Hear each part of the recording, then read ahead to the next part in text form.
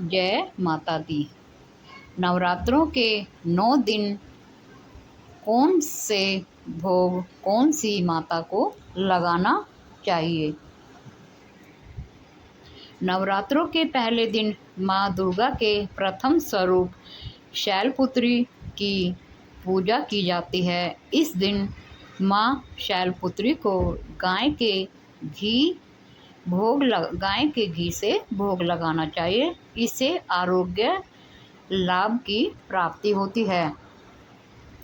नवरात्रों का दूसरा दिन माता ब्रह्मचारिणी का होता है।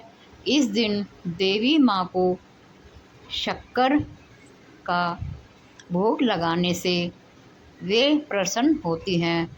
इस भोग को देवी के चरणों में अर्पित करने के बाद परिवार के सभी सदस्यों में बांटने से सभी की आयु में वृद्धि होती है। नवरात्रों के तीसरे दिन माँ दुर्गा के द्वितीय स्वरूप को चंद्रघंटा की पूजा की जाती है। इस दिन माँ चंद्रघंटा को दूध या दूध से बनी चीज का भोग चढ़ाया जाता है और उसे ज़रूरतमंद को दान कर देना चाहिए। ऐसा करने से धन, वैभव और ऐश्वर्य की प्राप्ति होती है। इससे दुखों से मुक्ति होकर परम आनंद की प्राप्ति होती है। नवरात्रों के चौथे दिन माँ दुर्गा के चतुर्भुजी स्वरूप कुष्मांडा की पूजा की जाती है। इस दिन माता को मालपुआ का नैवेद्य अर्पण करना चाहिए और उसे ज़रूरतमंद को दान कर देना चाहिए। ऐसा करने से बुद्धि का विकास होने के साथ साथ निर्णय शक्ति बढ़ती है। नवरात्रों के 5वें दिन का माँ दुर्गा के पंचम स्वरूप का सकंद माता की पूजा की जाती है। इस दिन माँ भवानी को केले का भोग लगाना चाहिए।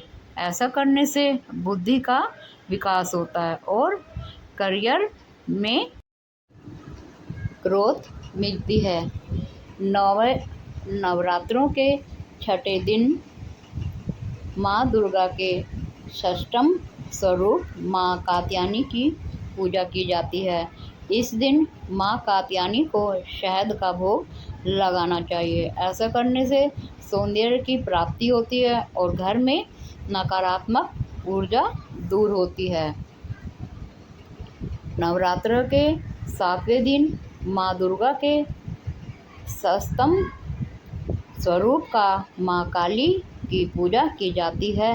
इस दिन माँ कालरात्रि को गुड़ से निर्मित भोग अर्पित करना चाहिए। ऐसे करने से रोग शोक से मुक्ति मिलती है और परिवार भी स्वस्थ रहता है।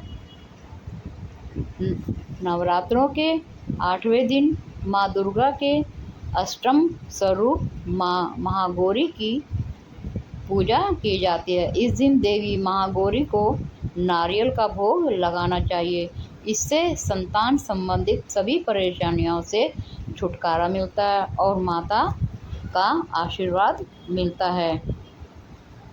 नवरात्रों के 9वें दिन माँ दुर्गा के नवम स्वरूप माँ सिद्धिदात्री की पूजा की जाती है। इस दिन माँ भवानी को घर में बने हुए हलवा, पूड़ी और खीर का भोग लगाकर कंजका की पूजा की जाती है और भोग लगाकर सभी कंजकाएं खाना खाती हैं और ऐसा करने से मनुष्य के जीवन में सुख शांति मिलती है। जय माता दी।